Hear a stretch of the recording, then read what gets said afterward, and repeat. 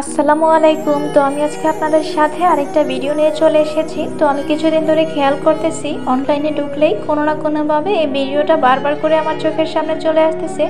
আর এটা আমার কাছে খুবই ভালো লেগেছিল, তাই আমি এটা দারাজ থেকে অর্ডার করে নিয়েছি। আর আমি কিন্তু সবসময় দারাজ থেকে জিনিসপত্র কিনি, কারণ এখান থেকে নিলে কিন্তু প্রতারিত হওয়ার কোনো চান্স থাকে না, যেহেতু পণ্য হাতে পাওয়ার পর পেমেন্ট করতে পারি।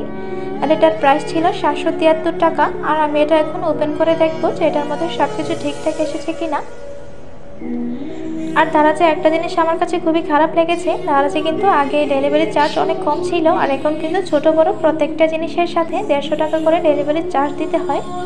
আর এটা নেওয়ার সময় আমাকে এখানে লেখা ছিল যে 50টা করে বল দিবে, আর আমি কিন্তু গুনে দেখেছি যে আমাকে 4টা বল কম দিয়েছে।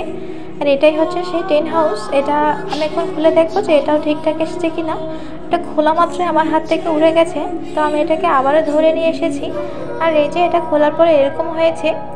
সব কিছু ঠিকঠাক ছিল, আমি ঠিক এরকমই দেখেছিলাম আর সেম এরকমই পেয়েছি।